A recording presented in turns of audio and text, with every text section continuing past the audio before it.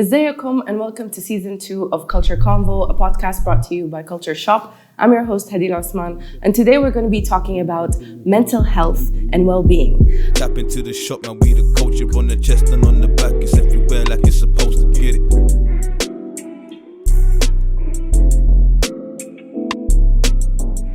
So I'm going to go ahead and have my guests introduce themselves. Hey everyone, أنا ريان عماد. Everyone calls me Ray Ray. I'm a social media specialist and an entrepreneur. I'm Safa. I'm a content creator / artist, and you can call me Saf. Hello. Okay. Hey, I'm Simba. I'm a fashion designer, filmmaker, and yeah, that's all. I'm so glad that you're all here with me today. We're going to be talking about something that's very important, and there's a bit of stigma still when we talk about mental health from the Sudanese context. But following the April 15th war that began last year, experiencing war generally is not an easy situation whatsoever, and it's still ongoing, so there's a lot of lasting effects on it. But I wanted to know, with all the major impacts that has had on your mental health, what are some of the emotional challenges that you each went through over the past year? And we can probably start with Simba. Okay. One of the most things that affected me emotionally was, first of all, I was here in Egypt when war started. Mm-hmm. And I was all alone in my place. And it was Eid time, so everybody was out of Cairo, all my friends. So one big challenge was loneliness. I felt really lonely. I felt like nobody understood how I'm feeling around me. Nobody really realized that war is really happening in Sudan. And I was just stuck in my bed watching the news, and every time a bomb falls somewhere, I'm like, who's alive from my family, who's alive from my friends? So it was really intense. Definitely. Yeah, loneliness was my biggest emotional challenge. It was really crazy, yeah. And after it was also like having to find out ways to reach my friends and my family. That was also a big challenge. Like communication was a bit hard sometimes, so I found that also very challenging in the first days, at least. Yeah, I get you. And so, like Simba here, I was also here in Egypt. So, like you said, loneliness is also a part. But for me, I withdrew all my emotions. I didn't feel anything. I didn't want to believe it was real. So, for a while, I didn't have any emotions. For me, it's all my loved ones just need to get out of that war zone. Yeah, that was your focus? Yes, okay. That was my focus. So you had to kind of like withdraw whatever you were feeling so that you can maybe help them out? I bottled it all up. I didn't let it, I tried not to let it affect me, which wasn't good because I didn't cry when I needed to cry, and I didn't let out all the emotions that I needed to let out. And did you manage to do that after? Yeah, with some journaling, art, try to give myself an outlet to let all these emotions out in a healthy way. Because I noticed if you bottle a lot up, you can blow up in the worst ways possible. That's very true, yeah. It can be explosive and not in a good way. It could be, honestly. Yeah. And Ray Ray, what about you? How was that? I think the three of us share the same experience because I was here too during the war, when the war started. And for me, it was not being able to express my emotions. I had so many emotions. And for me, I was disassociated for the longest, because of what was happening in Sudan before that. And I think before the war, ما عايزة أقول الانقلاب كان إنما بعد ذاك كانت المظاهرات بدأت and all this, and I had a lot of emotions kept in, and then when the war started, it was it for me, and I didn't know how to express myself, and it wasn't loneliness for me, but it was more like a survival guilt that I was here living my life normally. We weren't living our lives normally. Like life kept like moving around us and going, and I would be in the middle of the street, and sometimes I would just want to like scream to everyone, like my country is dying. And no one felt how I felt. Like I even يعني واحدة من الحاجات withdrawal, the social withdrawal اللي حصل لي is because when I used to meet people, everyone seemed to be in their own world, you know, and like living their lives, and then there's me, you know, worried about my family, next to my phone, and the anticipation all the time, like of what's happening. I think so. It was not being to express how my emotions and الحاجة الثانية كانت a social withdrawal. Yeah. I can definitely like relate to all of you because I was also in Egypt when it happened. We actually met. Exactly. I remember around that time. And it's shocking when you have like, for instance, like both of us came here for a short-term thing and then being stuck here. There is loneliness, there is survivor's guilt, and there's withdrawal. So I can totally relate with you, and I'm sure everybody can as well. But can we get a bit more like personal and specific? Like if you can share with us maybe like a certain happening or an instance that has had a long-lasting emotional impact on you today, starting from the 15th of April. Maybe Saf, if you want to start. I think it was when I found out that they entered my home. I felt violated. I felt like, what are they gonna leave? What are they gonna take? What am I even gonna have a home to return to? It felt very, like I said, it was just violating. It felt like I was being assaulted. And it's just, I didn't know how to cope at that moment. I felt like Rayan said, like I just wanted to scream and just let all these emotions out. There's this feeling of helplessness when you can't stop it. And it becomes the reality. It's horrible. Oh, Rayan. If there's like one specific my situation. cousin was shot. He was shot by the RSF in, I think that's it. It affected all of us. And then after that, you just become familiar with death. And عندنا السودانيين بيقولوا الموت ما بيتوالف، لكن يعني أظن لي إنه الموت يتوالف بعد الحرب. بعد الحرب يعني. And it's just that everything that you know is gone now. Like your friends are scattered all around the globe, and your life is not the same. The fear of the unknown is what scared me the most after that. Like, as I said, I'm an entrepreneur, so we take risks and we start from the beginning, and we do this all the time. But then you always had يعني some sort of like support around you, but then it was gone. So it was nothing was the same. Yeah, anymore. Nothing was the same anymore. Yeah. Okay. I like how you kind of tied that in with the risk that you take as an entrepreneur, because these are things that, like your family, your home, your job, your career, these are things that make your personality. My personality. So they all kind of fuse in with each other, and it's like it's a total rush that happens. So managing that mentally is very tough. And it was the reason why I wanted to go on a mental wellness journey, like seeking mental wellness, because for you to like be able to like start from the beginning and like take the risks and make the right decisions and in very tough times, you have to be, I don't want to say you have to be mentally okay, but you just have to be some sort of like and learn أصلاً about like من البداية about coping, about the grief, about how to process loss. And I lost my mom in a very young age, and I think this is يعني the trauma has been going on for so long for me, but I had a very good support system around me. My family, my friends, and it was just hard for us to like lose all this, and الحاجة الوحيدة اللي كانت حتفضل لنا is our sanity يعني. It's very profound. Very inspiring as well. And Simba, what's an instance for you that really impacted you? It was actually, at first I was really like very kind of foggy view for everything, and I was really lost. But then I remember when one of my first friends arrived into Cairo, and I welcomed her, and she was showing me bruises around her house as I was calling her on the phone and I was telling her to walk out of her house. She was all alone in her house.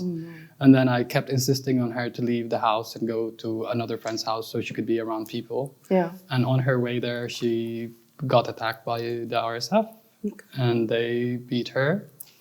So she had bruises all over her body. And then when she came and she was showing me the bruises, I felt like I was the reason for that to happen. So it felt really bad. I felt like I wasn't there and I still was a reason for a friend to be hurt, It felt really bad and I still feel that every time I think about war. I remember how I insisted so bad, though I wasn't there, not knowing the situation.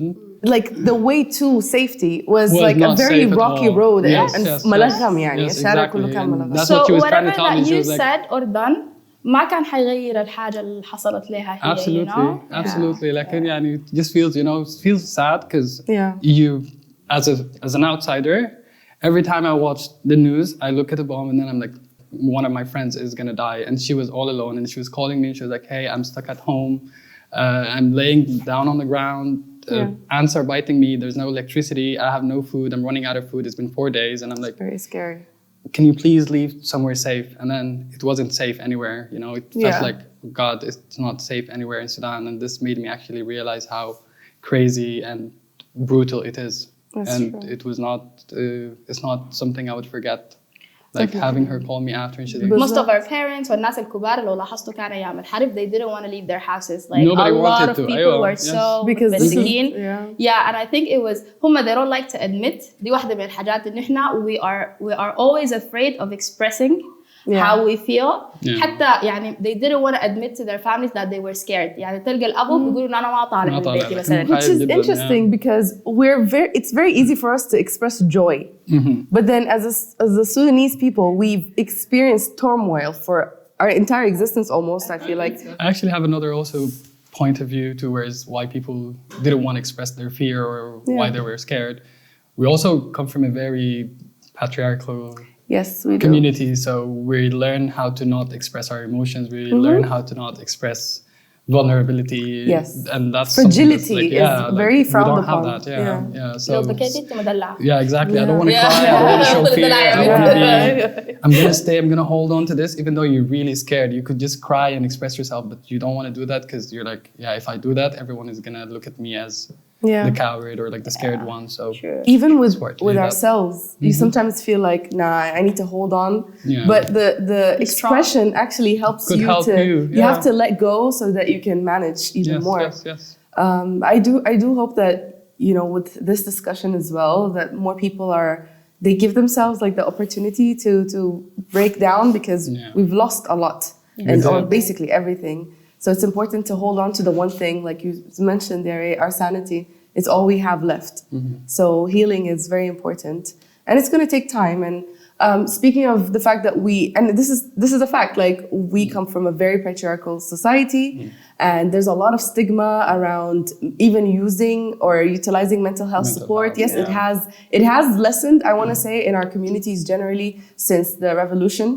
Because بعد فضل الاعتصام, there were a lot of people that really needed this help, and it was provided for them for free most of the time. And so slowly, like us as a people, we started opening up to this it's medical care essentially, And the more we actually saw it, the more we were like, okay, it does really work. So I think Muhammad Saleh last season spoke about this, about initiatives that اتعملت by the local community and the civil society يعني. الناس في حاجات كثيرة اتعملت زي peer-to-peer psychological support programs. There was group therapy. Yes, there was group therapies. And I think it's about time we start speaking more in depth when it comes to mental health. I mean, the stigma is kind of still there. لكن حتى ذاته أوكي الناس بقت مفروض تمشي يعني إحنا بقينا عارفين إن إحنا we're supposed to seek help. طيب help from what؟ يعني الزول ذاته في معظم الناس اللي هي بتقول إن هي they need to يعني get help هم ذاته بيكونوا عارفين هو الزول عنده شنو. يعني إحنا mental disorders عندنا 3 حاجات عارفينها في السودان. depression أول حاجة anxiety ولا زوجنا ما عارفين الحاجات دي. ما عارفين مثلا bipolar, ما عارفين ADHD, schizophrenia, dementia, OCD. يقول لك مثلا فلان ده أروش. فلان ده بطقش حاجات كثيره مثلا they're clumsy ولا clumsy ممكن يكون اوتيزم ولا ما ADHD بركز. ما بركز Exactly. مثلا فلان دي عندها جن نظافه او مثلا فلان دي شكايه خلاص دي شكايه دي أنا we were speaking about this earlier شكايه apparently ال OCD في type of it بيخليك ان انت you're always obsessed about عندي مرض so you always googling stuff ما عارف شنو كل اسبوع تطلع لك والله فلان شكايه خلاص فلان actually needs help exactly فلان ما اروش فلان needs to like behavioral therapy these characters are actually part of something deeper like you said we need to understand that mental health isn't just الواحد يمشي لثيرابيست ولا يقعد يشتكي هو ما قاعد يشتكي هو قاعد يتكلم عن حالته so that they can get the help they need and like the tools that they need. Recently it's proven إنه في some sort of mental disorders speaking doesn't help فيها زي ال OCD مثلا يعني speaking doesn't help so there are other ways يعني غير إنه الزول مثلا بيمشي بيتكلم بعدين ما الدكتور مثلا يقول لك والله ما تمشي للدكتور يديك أدوية ليه ما يديك أدوية ما في حاجات مثلا في حاجات أيوة ما أول بديل هو ما أول علاج هو الأدوية لكن في حاجات it's essential that you actually take the medications and stuff زي الأمراض بتاعت الفيزيكال في حاجات تقول لك ما تقدر الادويه لكن في حاجات انت لازم تاخذ لها ادويه عشان تتعالج That's true. في tools في behavioral change lifestyle changes في أدوية it just depends on الزول ذاته بيتشخص بشنو and there's also something I really want to like mention is that you're allowed to shop around for your like your therapist or your psychiatrist or your psychologist لأنه it's not always going to be a good fit first off and just like we get a second opinion لما نمشي للدكتور بمرض يعني في جسمنا we should also get a second opinion if it doesn't work out if like we don't think مثلا that the service provider اللي قدامنا ده ما قاعد ما فاهمنا or they're not really helping us and it's just one of those things like it's a journey so we need to be open to all possibilities فزي ما قلنا since the stigma شوية قاعدة يعني تمشي and it needs to because we all need mental health help generally whether we left Sudan or we're still there and the fact that these options and services are provided to us وما زالت يعني حتى في السودان I was wondering like what is a specific like strategy or a coping mechanism that you've tried over the past year and that has worked for you and hopefully what you're going to share right now is going to inspire all of us and everyone who's watching as well وممكن تكون sometimes our coping mechanisms ممكن تكون يعني عكسية يعني can actually have a negative impact but I want us to like talk openly about this so who wants to start? I'll go ahead. Okay. Tell us. And for me it's denial. I've lived the whole like the first days of war of course I could not deny it until I had everyone from my friends and family outside and I made sure they're all safe but ever since just to cope with all what's happening I'm like okay I'm gonna try not to think about it I stopped following anything on social media not because I don't care but because I'm unable at the moment and I'm aware of my mental capacity so it's a lot to take in. I'm like no this is not the right time where I follow up with these things I know it's happening but I have no hand I cannot change anything so I'd rather take care of myself and my mental health by just eliminating the exposure avoiding exposure and focusing on your people and your health right now so that was like one of the things that really helped me really helped me and like after a while I felt better and I felt like okay now I'm more able to like follow up check on things see what's happening and then I remember the first time I saw a video of our house that was completely destructed I was like okay I didn't expect that, but I knew how to deal with it better. I was like, okay, I can face this now. I can really take it in and think about it in a better way, in a positive way, see that my family are safe. They're not there. Yes, it's destructed, but they're all out of it. They're all safe. They could take everything else, but as long as our souls and our bodies are still alive, we're alive. So that's what matters at the moment. Okay. So you took what's considered like a negative way of coping and you kind of like worked around it. And I think that's healthy. I've also noticed like a lot of people were saying, and mostly diaspora or like non-Sudanese, that we're not talking about the war, but it's because we actually had to process it وقتي and we had to like help our families leave or like to cope with it. So that a lot of people did disconnect. We also have to go through grief.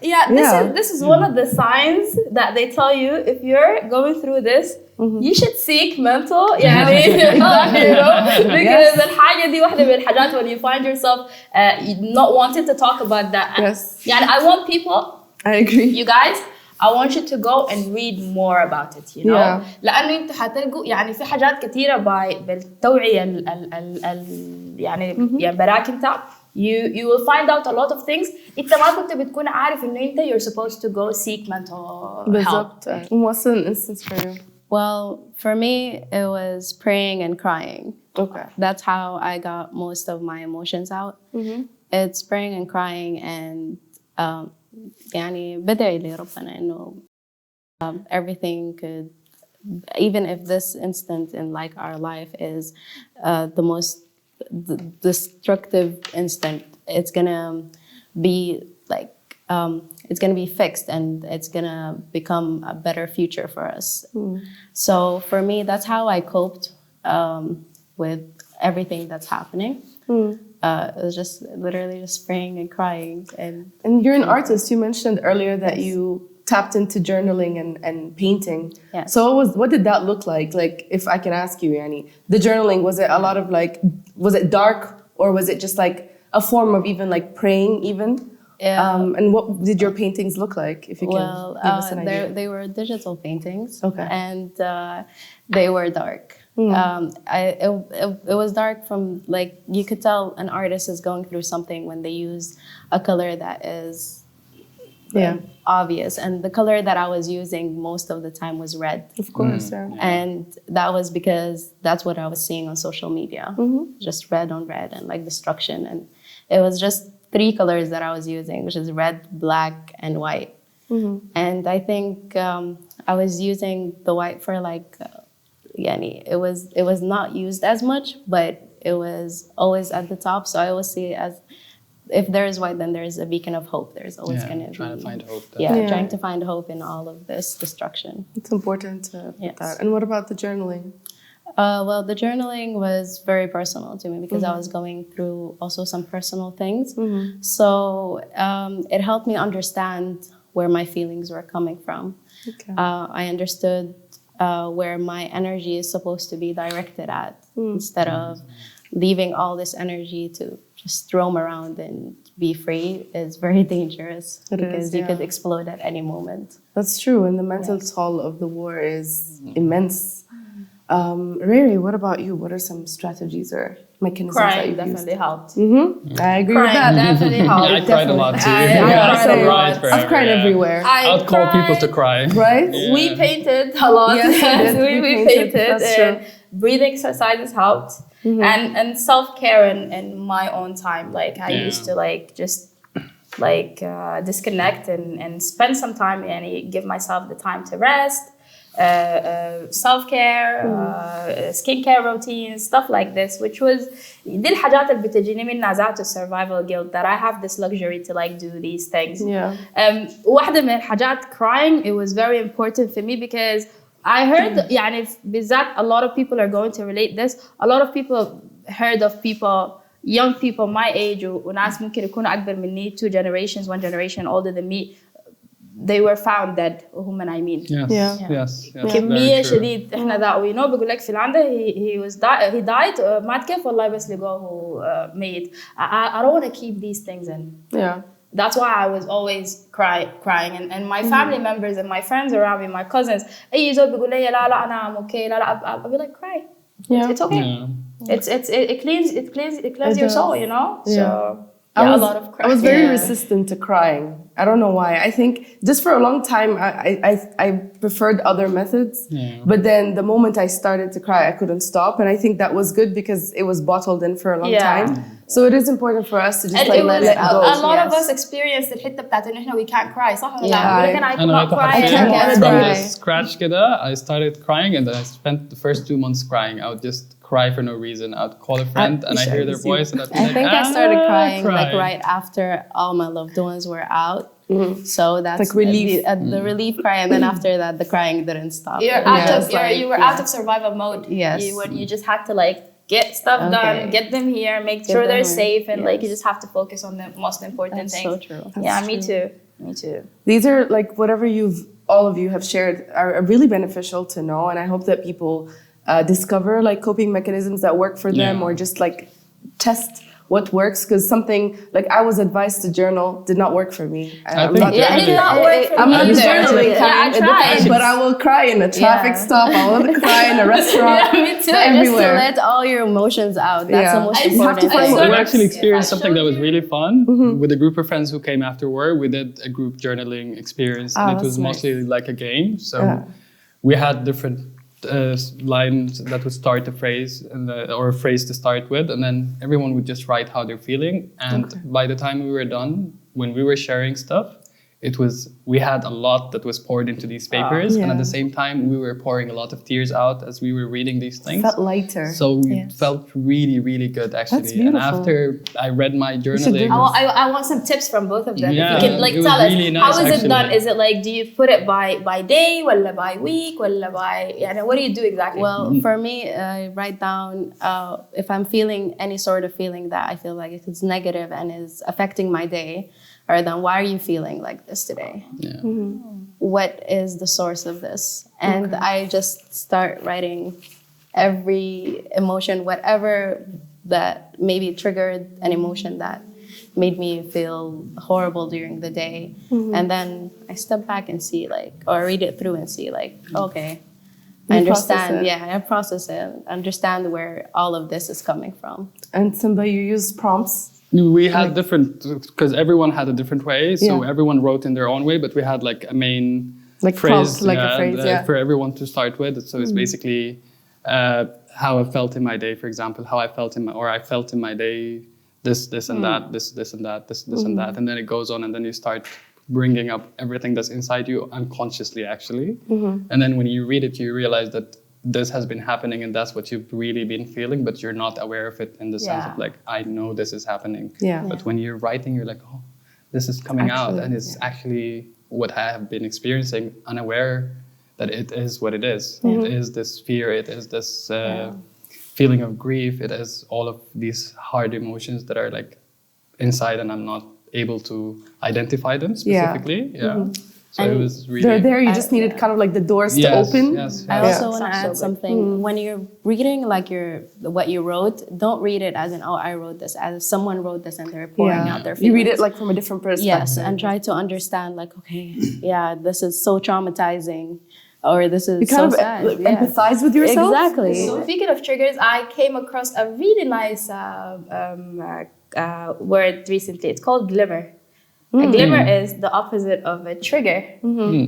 Triggers are certain moments that happens and then they trigger brings out really Negative. bad feelings in you. Negative, I learned the term glimmer, which is it's the opposite, which are like really small moments that makes you like love and appreciate life. And I Hopeful. feel hopeful. And I find them in a smile of a kid, a really nice flower, the sun, the moon.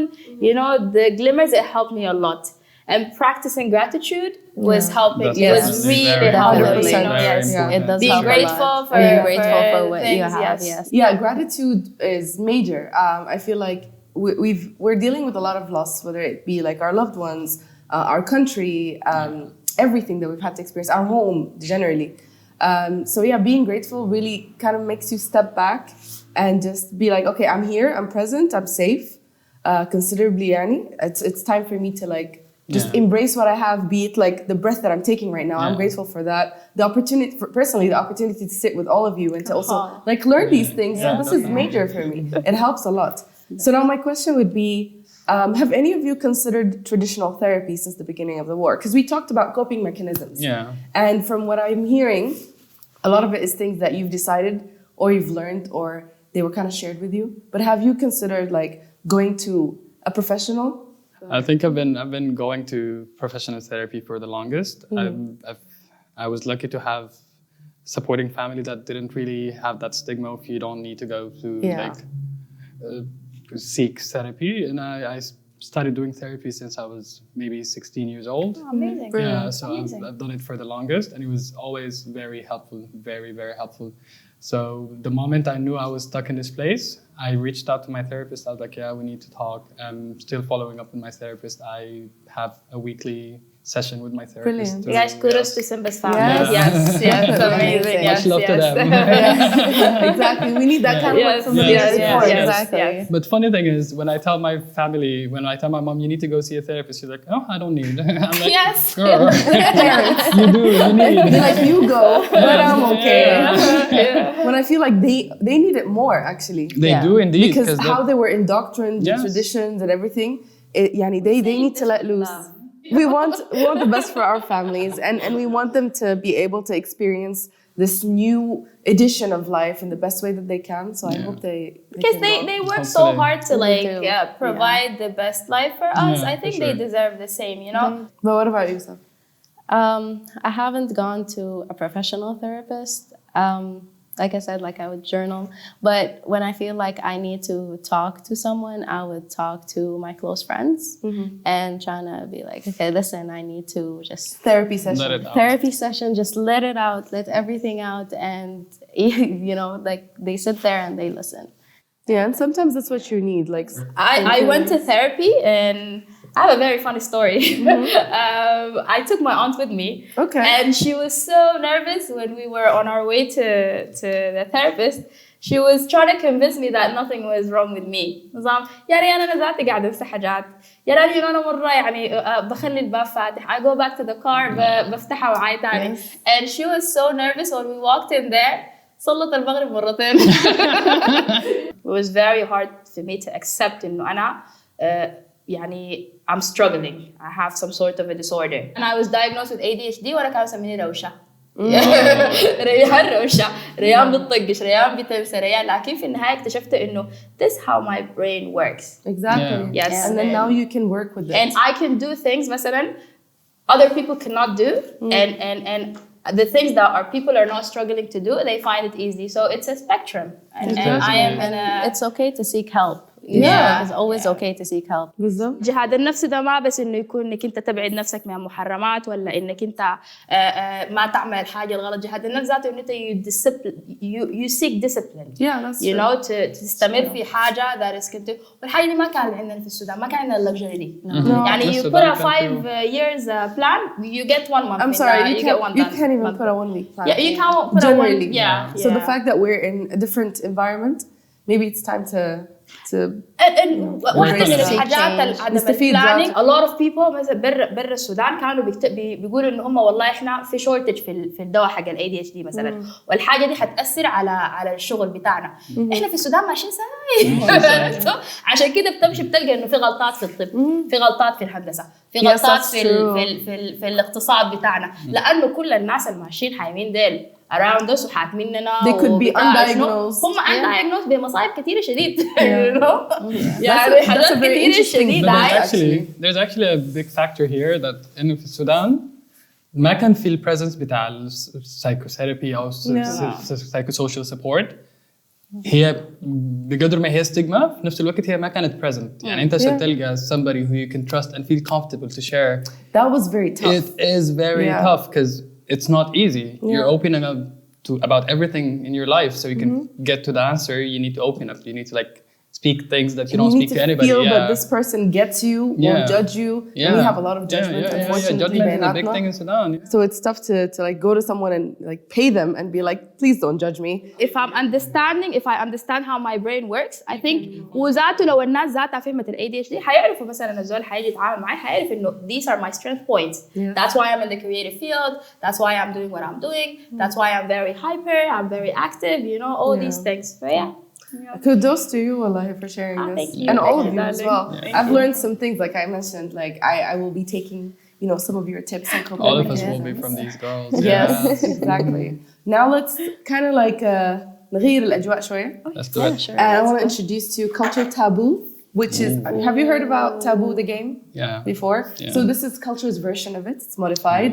It's very Sudanese, which, you know, we love over here. Amazing. So I'll explain the rules very quickly. Each one of you is going to get a card. Don't look at it until I tell you so. You're going to get 4 cards actually, and you're going to have 1 minute to let us know, like decipher the term. So you're going to have a specific term and then some hints. Okay. Do not use the hints. This looks fun. Yeah, it does. So I'm gonna time you guys. Who wants to start? Me. Go girl. I want to get done with this. خلاص ضابط. So you have a minute. Go.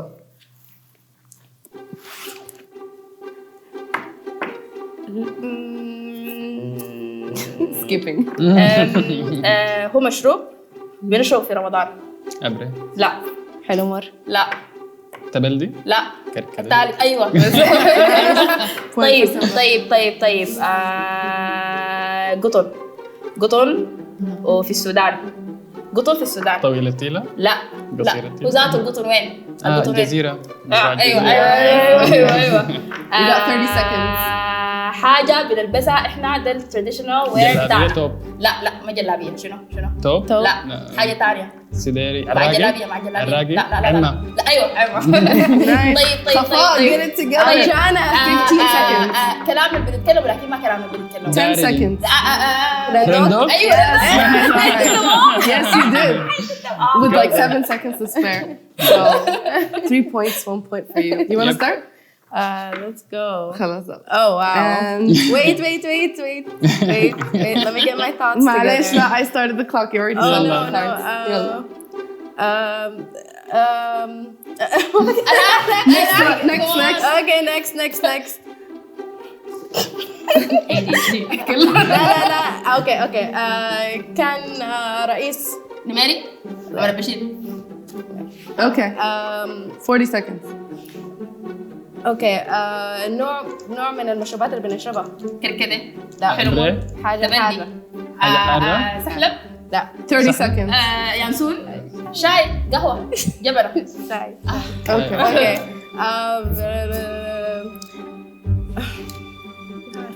20 seconds. اوكي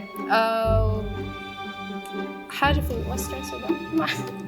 صموم عربي لا كوين يعني 10 seconds. زي بيكون يا الله ما اللي أعرف. بعديه طيب. اللي بعديه. 5 seconds.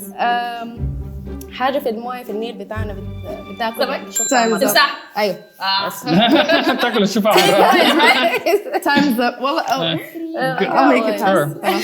So you did 3 out of 4. Yeah, Okay, 3 out of nice. 4. You didn't get any of them, but it's It's okay. fine. Wow, won the she first tried. round. She tried so Yeah. hard. I tried. True. Are you ready? Yes. Simba, يلا. Let's go. Let's go. Okay. طيب واحدة من المماليك قلتها؟ خش مروي. كش there you go. كنا كش. بكش. Okay. حاجة بنرقد فيها معروفة عنقريب. عندنا عنقريب amazing. Nice. مزين السوداني توب. amazing. حتة بناكل فيها سمك. السمك. حش السمك حتة بنحب نمشيها مشوار كده عشان ناكل فيها سمك. حخليك تقولها انت ليه؟ جبل ما Sorry. Actually, I got it wrong. 30 seconds. حتة في الشمالية وفيها واحد من أكبر المعابد. كريمة يلا أيوة. بركل مروي بركل. There you go. Nice. You had 20 seconds to spare. I suck at this game. Let's go. So you had 3 points. Yeah. You had 2. Yeah, I think so. Yeah, 2, and then you had the most. You had No, she had. She had the most. Yeah. You Yeah. guys should Hey, just like that. You had 5. Yeah. chicken Actually. dinner Yes. Got it. So you're the winner of today's episode. Thank you guys so much for joining us and talking about you for having mental health and coping mechanisms and inspiring myself and everyone as well. It's not wrong to seek help. In fact, we actually need it now because of everything that we're going through as Sudanese people. Thank you for tuning into this episode of KultrKonvo. Tap into the shop, now we the culture on the chest and on the back. It's everywhere like it's supposed